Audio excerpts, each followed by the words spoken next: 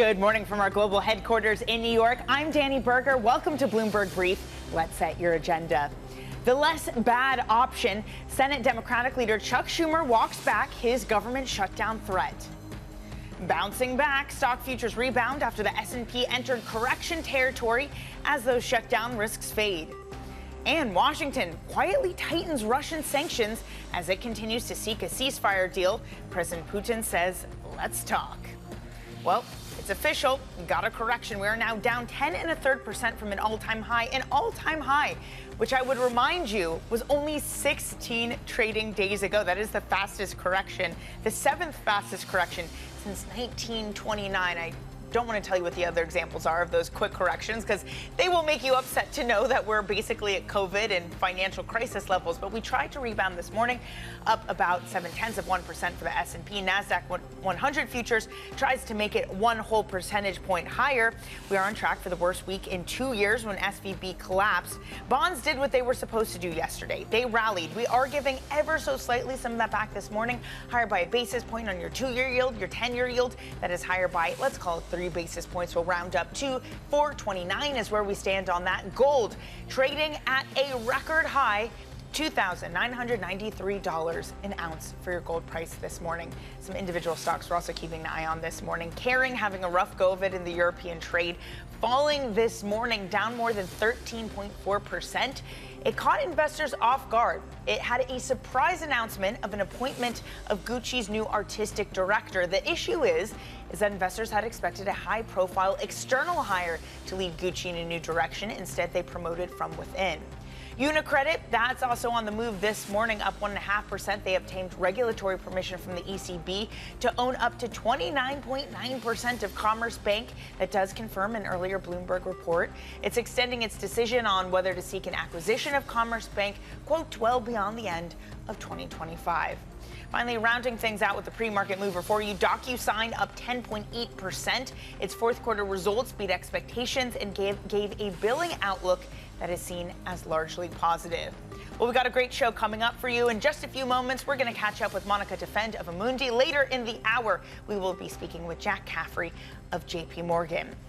Now, Amundi's Monica Defend is looking outside the U.S. as the S&P 500 slips into a correction, writing, quote, we believe the awaited correction in areas of excessive valuations in the U.S. equity market may continue, leading to a continuation of the recent rotation in favor of Europe and China. I'm pleased to say that Monica joins us now. She is the head of the Amundi Investment Institute. Monica, good morning to you. Thanks so much for joining on a very volatile week. So how much more pain could there be to come in this U.S. equity market? Maybe it might continue until April.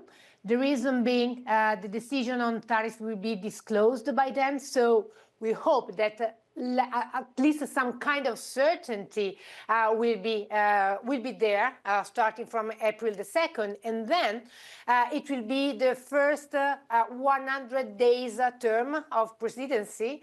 And probably this is the time where Trump has to stop blaming the Biden administration on the job done on the U.S. economy. So probably April will be an important signpost to decide whether to reposition the portfolios. And to be fair, Howard Lutnick was on Bloomberg Surveillance yesterday saying the entire first half of the year might be something that is the Biden economy. Monica, April 2nd, we get that reciprocal tariff deadline that you've been talking to.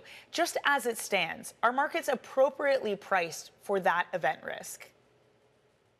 Well, there is just so much uncertainty, and this is detrimental to the markets, and this is what the markets are pricing in. They really don't know where the story on tariffs is going to end, and we are all running under scenario analysis. I'm just back from the ECB Watchers Conference, and this was one of the key takeaways. Please have scenario analysis in the kind of assessment we are doing to macro and markets. Well, let's do some scenario analysis, but specifically on Europe, because that quote I read from you at the beginning, Monica, said that not just the U.S. sell-off is going to continue, but the rotation into Europe. Can that rotation continue if we get a President Trump who threatens things like 200% tariffs on some European goods? Well, we do think that the rotation will continue as the S&P 500, the US market, still remain overvalued. And in Europe, there are some nice domestic stories. If you think what Germany might deliver next week, there might be really an idiosyncratic story here in Europe that can lift equities higher on the back of good fundamentals still. Having said that, it is true that tariffs are going to threaten certain sectors in the market. So what would you stay away from, Monica? What is not a buy as the rotation continues? Where are the value traps? Well, for the time being, we stay into Europe, into Asia. I think that China is underestimated by now in the stories. What they are doing there might be deploying further value in the days to come. India. So probably I would stay in Asia. Gold, the level we've seen are definitely high, but gold is a good hedge under these market circumstances. When it comes to hedges, George Salavelos of Deutsche Bank pointing out an interesting fact, as he has been over the past couple of weeks, that usually when U.S. risk is selling off, the dollar is something as a haven. That hasn't been working out. And Monica, you point to this as well, that the dollar has been sinking in favor of euro strength. Is a structural change happening in this market? What reverberations comes out of a dollar that doesn't hold off as the rest of risk sells off? Well, we did some analysis on this front, and we need to distinguish whether the fear is on inflation or if it is on growth. And notably, when the uncertainty and fears are related to growth, this is when the US dollar tends to lose its a safe haven future. And this is exactly what is happening on the back of a more of the idea that we had this depreciation trend in mind of the US dollar based on the asynchrony of the monetary policy stance between the Fed and the ECB. What does this do to U.S. equities, Monica? Because presumably, if you're holding an unhedged position, if you're an international investor, not in the U.S., let's say you're in Asia, let's say you're in Europe, and you want to hold U.S. equities and you have an unhedged position, it's that much more painful. Is there a flow story happening, too, that you are discouraged and you are punished as an international investor to hold the U.S., and that might be part of what we're seeing? Well, honestly, I would say that valuation needs to be backed up by good fundamentals, and this is what investors should look at, and this is what, in any case, is relevant in the U.S. market nowadays, and this is why what we do believe is happening is not a capitulation, but just a rotation from something that is overvalued in something that is better valued in the market. So, Monica, to be clear, are there any growth fears being embedded in the U.S. sell-off, or is it just a rotation based on valuations? Let's see the first quarter GDP numbers that might prove to be weak, but today we don't see a recession kicking in the United States, nor at economic or at corporate earnings sector level, and this prevents us to call for a capitulation, but still believe in the rotation story. Monica, that's the kind of good news we need on a Friday. Thank you so much for joining us this morning. Monica Defend of the Amundi Investment Institute. Let's get you some other stories now that are trending on the terminal. NVIDIA supplier Hon Hai posted a surprise drop in earnings. That was after weak Chinese iPhone sales eroded margins, but the company does expect AI-related revenue to double this quarter, driven by demand for NVIDIA chips and AI servers. Analysts are now expecting that demand to help revive Hon Hai's top line. Elsewhere in Asia, Chinese stocks rallying the most in 2 months. Officials are planning to hold a press conference on measures to boost consumption. This includes subsidizing a consumer trade-in program and strengthening the social safety net. Now, the details on the plan do remain scarce. Some analysts have recommended buying consumer stocks. Now, an American Airlines plane made an emergency landing at Denver International Airport after reporting engine vibrations. The FAA said that while taxiing to the gate, the engine then caught fire and passengers were evacuated using the aircraft slides. 72 passengers and 6 crew members were safely evacuated, with 10 people suffering minor injuries. I'll tell you, we do not need any more stories like that. Coming up on the show, Democrats in discord as government shutdown risks fade. We'll give you the latest on that in your brief coming up.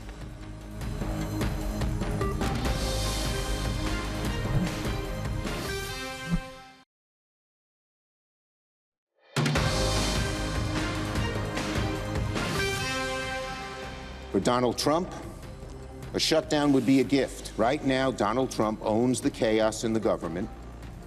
He owns the chaos in the stock market.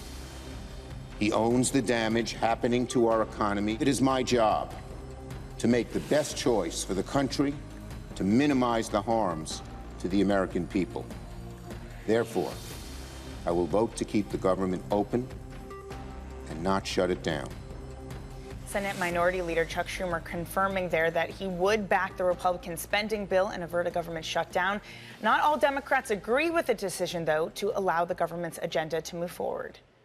I think that what we need right now is a united Senate Democratic caucus that can stand up for this country and not vote for cloture and not vote for this bill. And I cannot urge enough how bad of an idea it is to empower and enable Donald Trump and Elon Musk in this moment. It is dangerous and it is reckless. For more, we are joined by Bloomberg senior editor Bill Ferry. So, Bill, is the government shutdown avoided for now? Most likely. I mean, we still have to see the Senate take that vote. Chuck Schumer saying that he'll let Democratic senators vote their conscience, but I think he's clearly trying to lead them where he wants them to go by saying that he's going to vote in support of it, that he doesn't want to see the government shut down. But that imagery you put forward there with Chuck Schumer and Andrea Ocasio-Cortez really highlights the divide in the Democratic Party over how to go forward. Democrats really struggling, I think, to come up with a message to counter Donald Trump, and some seeing this fight over the continuing resolution to fund the government through September as being one way of doing it. We'll get the final vote probably on Friday, but it looks like it's going to pass for the Republicans. When it comes to market implications, Bill, the one thing that this market has been wanting, along with the bad stuff from Trump, is the good, i.e. tax cuts and that sort of agenda. Does this portend well for the Republicans and their ability to get some of these legislations through and their ability to get tax cuts also through Congress later this year? Well, I think the interesting thing we've seen so far is the divide among Republicans over how you go forward with tax cuts, what the priority is. You have, particularly in the Senate, you have a group that really wants to see the 2017 Trump tax cuts made permanent. Those expire at the end of this year. That is a priority for some. Others want to go into the things that Donald Trump campaigned on last year, including no tax on tips, no tax on Social Security payments. By and large, people on both sides of that debate kind of agree that they can't do it all at once. So there's going to be a big fight coming forward over that. I don't think the Republican unity we're seeing on this continuing resolution is necessarily something we're going to see when it comes to tax cut policy. Speaking of fights being taken up, a judge ruled yesterday, Bill, that the U.S. government needs to reinstate the 30,000 probationary workers that DOJ let go. What sort of fight are we gearing up for here in terms of allowing these DOJ job cuts to go through? Well, this is part of the real turmoil that I think a lot of Donald Trump supporters aren't unhappy to see when it comes to the federal government workforce.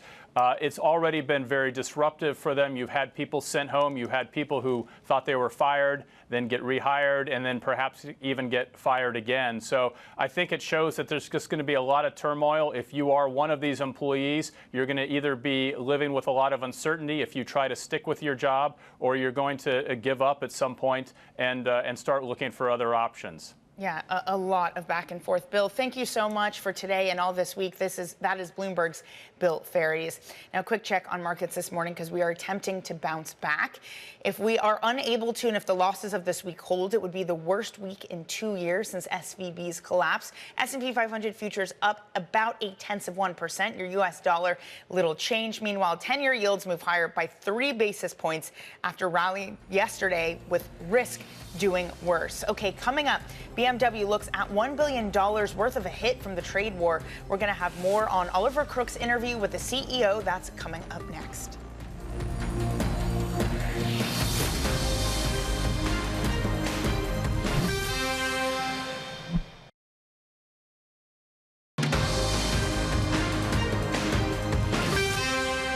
It's your Bloomberg Brief. I'm Danny Berger in New York. Let's take a look at some of the front pages across the world this morning. First up, the Washington Post has this on their front page, that Russian President Vladimir Putin is setting tough conditions for the U.S. ceasefire proposal.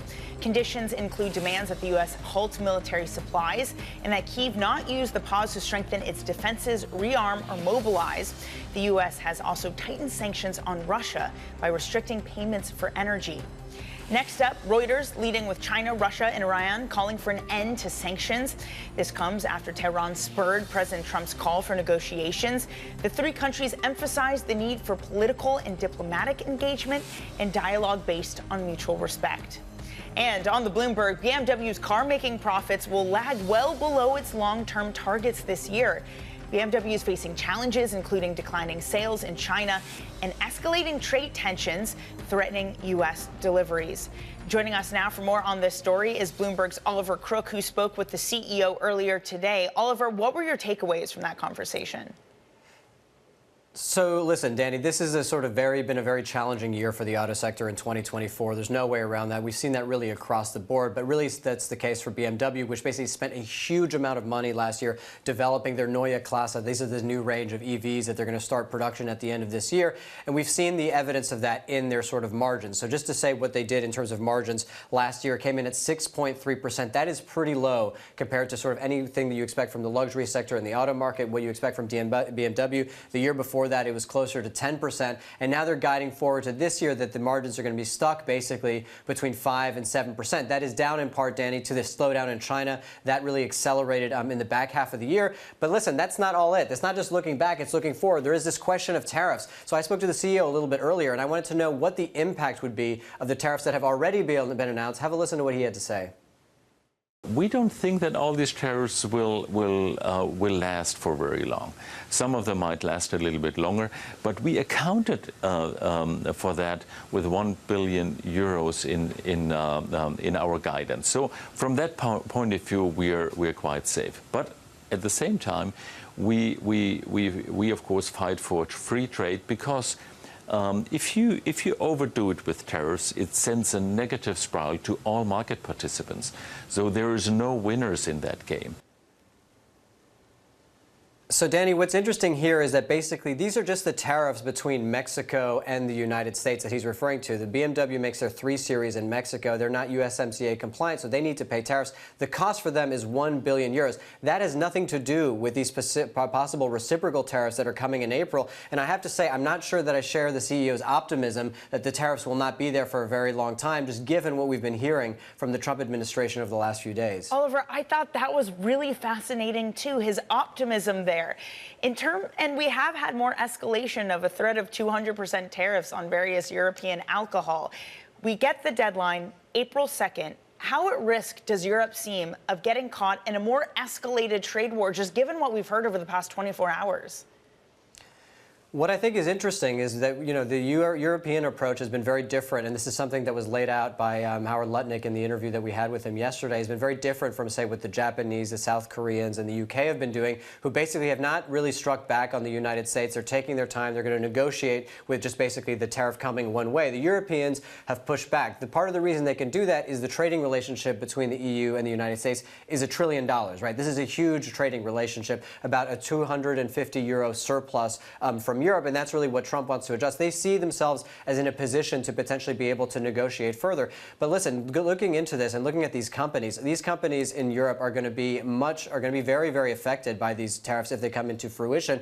And the fact of the matter is, the Europeans just do not have as much power to push back against the United States as they do because of that trade imbalance. So listen, we're going to continue these negotiations, but at the end of the day, I don't really see right now how you get around those trade negotiations, how you get around those tariffs, particularly for the auto sector. And again, when we think about where all of this pain is going to be localized within Europe, it really hits Germany the most. And this is a Germany that right now is still in political upheaval, don't know if they're going to get their debt break reform through. And this is sort of all of the sort of long worry list of problems for the German economy as well as the broader European economy as well. Oliver, just quickly, where do we stand on that, on Germany's spending plans? Does it look more likely to come to fruition? Listen, I think it's still sort of, we still are having this debate between the Greens and the CDU about whether or not they're going to back this proposal. We will really find out on Tuesday whether or not this goes through. If, however, Danny, this is one point that is important to make, the CDU and Friedrich Merz, the sort of chancellor-to-be, fails to get this over the line. He's done a lot of gambling in the last couple of months. If he fails to do this, I think that his chancellorship could be in question. We'll have to see where it progresses over the weekend. We may have some big news on Monday. Oliver, thank you so much. That is Bloomberg's Oliver Crook in Berlin. Coming up on your brief, we're going to be catching up with JPMorgan's Jack Caffrey on what he calls an atypical sort of growth scare in markets. U.S. equity markets attempt to rebound after falling into a correction yesterday. This is Bloomberg.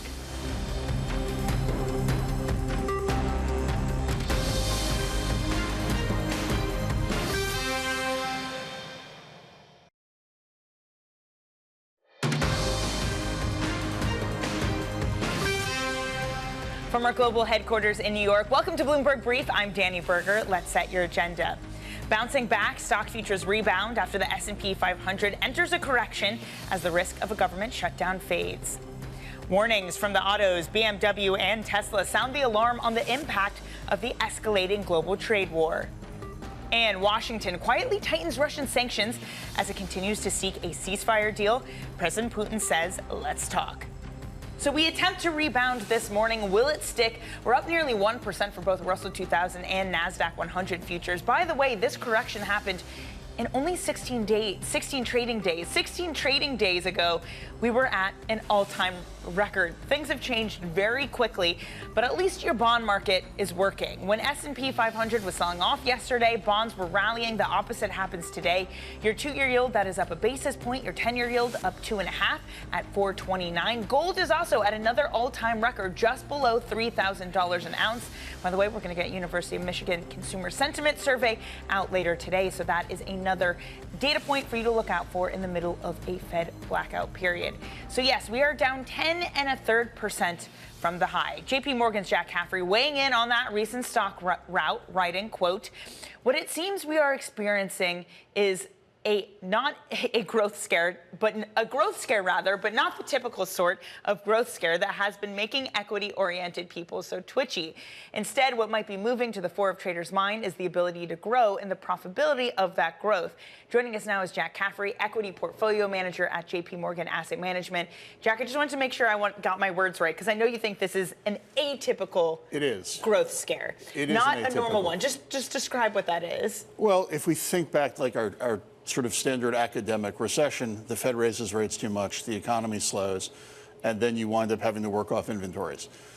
This is not what we're experiencing right now. This is a rollback perhaps to some of the rolling recessions that we would have seen in the late 1980s, early 1990s. Effectively, one created more by fiscal uncertainty rather than monetary uncertainty. If you have a contract and your contract is canceled, thanks to a review of government spending, how do you find new customers? How do you grow in that world? What happens to consumer confidence when you have tens or hundreds of thousands of workers worrying about the safety of their job? And so this is a case of, you might ask, when government spending is, call it 18% of GDP, government funds a lot of healthcare. Healthcare is 16, 18% of GDP. You're effectively walking through, how do I grow in this environment if traditional growth engines are stepping to the side? Then you would expect the corporate sector to step up, and effectively that, I think, is implied when you talk about taking government out of the GDP statistics. Well, let's see what corporate sectors are doing, what happens with either consumption or investment spending. If you look within the equity market, some of the most oversold parts of equities are autos and consumer services. So modest ticket and big ticket spending, confirmed by some of what airline CEOs were talking about of a dramatic decline in traffic, either business or leisure. And so investment is, how do I spend? Where do I put my plant? Can I get power? Can I get the workforce that I need to try to support the growth aims that we wind up working through? How quickly can we rewrite zoning laws? So it becomes much easier for a CEO to perhaps sit on their hands, evidenced in like the NFIB surveys or some recent CEO confidence surveys. What's their outlook? I don't know. Not a great answer for how do you actually plan a growth trajectory. It certainly isn't, but something that has really been underpinning this market is future growth prospects. And I'm thinking specifically for tech here, this idea that tech had huge future growth prospects. Do we need to rewrite that too, or are you just talking about more sort of the consumer, real economy focused companies? Well, like the consumer real economy is 70% of the economy. So we can't really ignore them because if they go down 2%, that really offsets an investment account of, call it 10, 12% of the overall economy. Math is unfortunately problematic in that regard. Not that I was great at it, but okay. I think your flip side, though, is some of that growth that we expect out of technology companies winds up being tied back to capital spending. When technology fails, it tends to be that the supporting ecosystem around that technology isn't ready. Right now, we're dealing with what do we do about power? How do we fuel power? There's a push to put data centers in a large southern state, which historically has had a great friendly regulatory environment. And they're talking about having a bill where in the event of a power crisis, read middle of summer or middle of winter, we're going to unplug the data centers. That doesn't really bode well for corporate confidence to let me spend a couple $100 million or $1 billion in the middle of that state. So what would you be willing to pay up for in this world where growth looks a little bit more anemic and things normalize? Broadly, the market loves certainty. And unfortunately, right now, we have a high degree of uncertainty, which can change by the hour, by the tweet. And I think that's a challenge. Tell us what the rules are. Corporates do a great job of adapting to that environment. And what we operate with now is we don't really know what we're working towards. So just to put a finer bow on this, are you basically saying that the government is trying to engineer this rotation away from public to private sector, but that can't happen until there's certainty? I think the corporate sector needs a better sense of what the world looks like before they can move forward with their investment decisions, their hiring decisions, their growth plans. Where should I locate my production? I mean, 40% of S&P revenues are generated internationally. So you do have to wonder what the reaction is outside of the United States in terms of some of these policy decisions. We import 30% of our lumber. So what happens to housing prices when you put a 25 or 50% tariff on lumber? Where's the workforce to actually engineer a construction, an underbuilding of residential investment over, call it the last almost 15 years now? The more you have to spend, the more certainty you actually want to try to get to that. Right. Now, where this remains atypical is the bond market seems to be very confident that all those checks are going to clear when expected, whether they're interest payments or paychecks. So I don't think this turns from correction possibly into something deeper or more painful. But again, I'm relying on my fixed income colleagues and their, I don't want to say paranoia, but their discomfort with, I want to get paid, to saying that they really aren't worried about not getting paid. I mean, and this high yield market, corporate credit has held up pretty remarkably well. You are starting to see spreads widen, though. High yield spreads are about the widest since August. Do you expect that to maintain? Yeah, but widening to August is sort of like saying... But I want to ask about using that as a signal, because this bond market has gotten more healthy, maybe as a factor of more of it moving into private credit, higher quality in general. Can you really use that as a signal that you once did, that everything is calm and cool, if just by its very nature, structurally, it isn't as risky as it once was? It's still somewhere between the risk of a treasury and the risk of an equity. So it's a signal. We can look at gold, we can look at crypto, we can look at oil. Economic surprises turned down 6 weeks ago. The 10-year yield turned down 6 weeks ago. Corporate spreads began ticking higher, call it 2 weeks ago. Effectively, okay, I need to actually get a little bit more compensation, but am I seeing corporate spreads widening, or am I seeing my benchmark yield actually falling? So you can't look at any one of them and say, that's the answer. It's effectively assembling, what hopefully becomes a beautiful mosaic of data points saying which way do I want to lean. Over time, I want to lean into equities because I think that gives me the best protection of purchasing power over the intermediate to long term. Can we have stumbles along the way? Certainly. Are we stumbling right now? Yeah. I mean, it's 5:30 in the morning, so it's still dark here in Manhattan. We just set our clock back, and I still haven't quite gotten used to that. But I do think, markets are pricing out risk in a fairly efficient practice. Yeah. The fact we have so much automated trading means you're going to get shorter, sharper corrections. And the pain has been large, not to say fully, but largely concentrated in those companies that had the highest expectations. Yeah. Well, Jack, thank you for fighting the darkness, fighting the daylight saving, for the beautiful mosaic that is your thoughts this morning. Jack Caffrey of JPMorgan Asset Management, thank you so much for joining. You're watching Bloomberg Brief.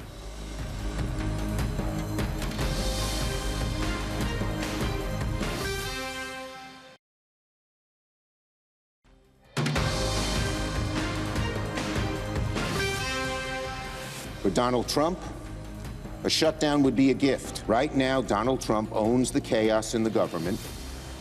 He owns the chaos in the stock market. He owns the damage happening to our economy. It is my job to make the best choice for the country, to minimize the harms to the American people. Therefore, I will vote to keep the government open and not shut it down. Senate Minority Leader Chuck Schumer confirming there that he would back the Republican spending bill. That decision allows the government to move forward with its agenda, even though there is an opening of a rift within the Democratic Minority Leader's party. I think that what we need right now is a united Senate Democratic caucus that can stand up for this country and not vote for cloture and not vote for this bill. And I cannot urge enough how bad of an idea it is to empower and enable Donald Trump and Elon Musk in this moment. It is dangerous and it is reckless. Well, for more, we're joined by Bloomberg government reporter Jonathan Tamari. So, Jonathan, have we avoided a shutdown? Almost certainly. We will know for sure probably around 1:15 this afternoon, maybe a little after. The Senate's going to have a vote, a procedural vote to get the process started to vote on this budget bill. But Senator Schumer saying he's going to vote for it. The House has already passed for it. I don't think Senator Schumer is going to vote for this unless the votes are there within his Democratic caucus to help this bill get over the finish line. We're pretty much there. We'll know for 100% early this afternoon. Jonathan, in getting this through, is there any read-through for debates that are currently ongoing and are going to pick up more steam, specifically tax cut extensions? Does this bode well for the Republicans in their ability for cohesion and to get it through Congress? It does, because if this bill had not passed, the Republicans would be stuck trying to figure their way out of a shutdown, trying to negotiate with Democrats on their way out of a shutdown. There was possibility that there would be another short-term spending bill, which would mean another several weeks spent focused on that instead of the tax cuts. Once this bill passes, the Republicans have taken care of most of their major must-do things for the immediate timeline here, and that gives them time to focus on the tax cuts, focus on the border bill they want to pass. With one key exception we have to keep an eye on. The debt limit will come up again sometime soon, could be a matter of months here. So that is another looming thing out there, but that's not as immediate as this shutdown threat at the end of today. So one deadline passes. We have more deadlines coming up, specifically the one of April 2nd. Jonathan, I would just love to get your read on whether it seems like we're headed for something that looks more like escalation following Donald Trump's postings yesterday about applying a 200% tariff on various European goods like alcohol. Does it seem like April 2nd that this is a retaliatory deadline tariff deadline that we need to be taking seriously? Well, I think we need to take it seriously, but also realize that that could change at any minute. We need to take it seriously because President Trump has, in fact, imposed many of the tariffs that he has threatened. At the same time, we've seen him make threats in the morning of one day, and by the end of the day, change his opinion, change his position. So it's something you need to take seriously, but it's also not locked in with this presidency. As we've seen, things can change within a matter of hours, let alone a matter of weeks. So he's willing to do it. He's also willing to back down. He's very transactional. He's responsive to often the last person who spoke to him. And if the markets continue to fall, I think that's also something that will eventually build pressure on the president. So watch for it. But I don't think anybody, as your previous guest was saying, I don't think we know for sure what the president is going to do from hour to hour, let alone week to week. Yeah, this week certainly proving that. Jonathan, thank you so much for getting up early for us. That is Jonathan Tamari in Washington, D.C. Now, elsewhere, President Putin says that he supports the idea of a U.S. brokered Ukraine truce deal but wants to discuss the details with President Trump. Doubts still linger in Ukraine. We need to discuss it with our American colleagues and partners. Maybe call President Trump and discuss it together. Overall, we support the idea to end the conflict by peaceful means. Putin is essentially preparing to reject it at this moment. Of course, Putin is afraid to tell President Trump directly that he wants to continue this war, that he wants to kill Ukrainians. Joining us for more is Bloomberg Russia editor Greg Sullivan. Greg, what does it seem are Russia's terms in order to agree to something that looks like this ceasefire? Right. So clearly, Putin was making comments that were signals to President Trump, trying to keep President Trump engaged. A lot that we have seen so far has been a lot of pressure from the White House on the Ukrainian side, very one-sided in that, and Putin wants to keep him engaged. But all the while, he's still been making demands about what he wants in order to get to the ceasefire table. One such demand that we've learned is that he does not want weapons to be provided to Ukraine during the course of a ceasefire. And then for a more longer-term solution, which we heard him say last night that he doesn't want a temporary truce, but only if it leads to a longer-term solution, he's made some very serious demands that Ukraine is likely not to accept, such as no NATO membership for Ukraine, no NATO troops on the ground in Ukraine as part of a peacekeeping force. So significant demands from him. Are those demands that the Ukrainian side would agree to, Greg? It's very hard to see them accepting those demands. President Zelensky has spoken a lot about security guarantees, about the need to protect Ukraine and have a deterrent force to prevent future Russian aggression, to keep these hostilities from resuming down the course. Yet Ukraine is in a tough spot. Well, Zelensky has a very tough relationship with President Trump. We saw that in the White House meeting. The U.S. has been heaping pressure onto the Ukrainian side with the suspension of military aid and intelligence sharing, even though that was now lifted after they agreed to the outline of a 30-day ceasefire. There's no doubt that the pressure has been very intense on the Ukrainian side. And there's also questions about their ability to keep fighting for how long in the absence of U.S. support. So it's a tough line for Zelensky to walk, but these are certainly not demands that he will be happy to accede to. Greg, thank you so much for the update. That is Bloomberg's Greg Sullivan. And don't miss our upcoming interview with NATO Secretary General Mark Rutte this morning. That's at 7:30 a.m. Eastern Time. Now, a global trade conflict is still at the top of mind for corporations, even as earnings continue to trickle in. Bloomberg's Oliver Crook spoke with the CEO of BMW earlier. Take a listen. We don't think that all these tariffs will last for very long.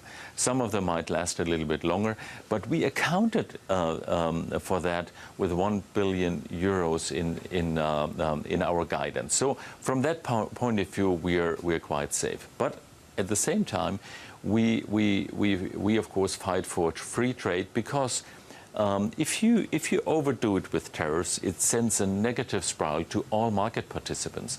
So there is no winners in that game. Let's bring in Bloomberg's Craig Trudell for more on this. Craig, the BMW CEO saying there that he doesn't think that tariffs will last that long. Just how ready is the European auto industry for April 2nd when we get retaliatory tariffs coming in? Reciprocal tariffs, rather. Yeah, I mean, I think I sympathize with these CEOs having to try and offer up some sense of what the cost will be here, because I would not be surprised if, on a day-to-day basis, we've seen, billion euro swings in terms of, the estimated impact that these policies will have on these companies. From one day to the next, just going back to the conversation earlier about, the fact that President Trump, can start a morning with one position and sort of end the day with another. I think there's real serious concern among the European car makers about, in particular, the possibility of April 2nd, the 25% tariff on European goods, because while BMW is somewhat insulated with a great big plant in South Carolina, they do have a fair amount of their vehicles that they sell in the U.S. that are imported from Germany. And you have other brands among the European car makers that are entirely reliant on imports. You think about a brand like Porsche that would be heavily impacted by this. And so there's real concern about bracing for that date around the corner. Craig, this was also an interesting one, that Tesla issued an unsigned letter to the U.S. trade representative saying that it is exposed to retaliatory tariffs. How should we interpret this for a company whose CEO is so close to the White House?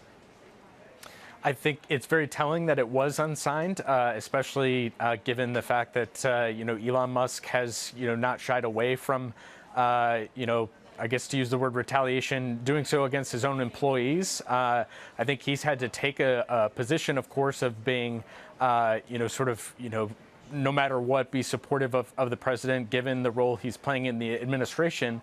But I think to the comment that we just heard the CEO of BMW make, this idea that there's no winner in a trade war, I think Tesla speaks to that in the sense that you're going to see other countries sort of get their back up, that trade wars sort of stoke nationalism.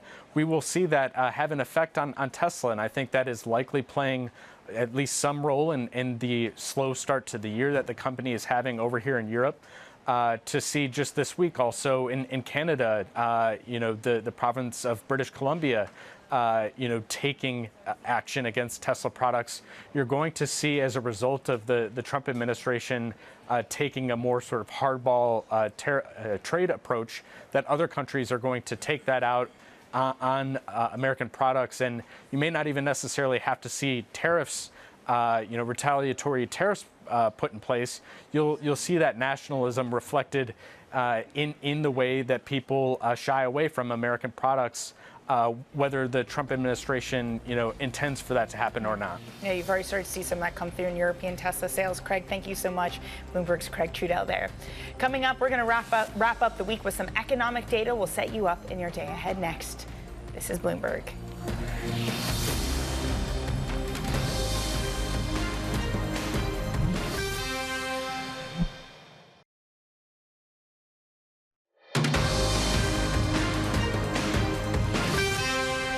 This is Bloomberg Brief. I'm Danny Berger in New York. Let's get you set up for your trading day on this Friday. The University of Michigan Consumer Sentiment Survey, that will come in at 10 a.m. Eastern. Today is also the deadline for U.S. lawmakers to strike a spending deal that avoids a government shutdown. Then Congress is in recess for all of next week. Of course, there's more potential for some various posting that makes markets volatile, though it is a Fed blackout period. Let's just get a check on this equity market as we head to the break. NASDAQ futures at the high of the session up 1%. It's after the S&P 500 in just 16 days fell into a correction. That's one of the fastest movements into a correction over the past couple of decades. Your S&P 500 future session up about 0.7%, as gold also hits another all-time high. All right, that is it for Bloomberg Surveillance on this Friday morning. Surveillance, that is up ahead. This is Bloomberg.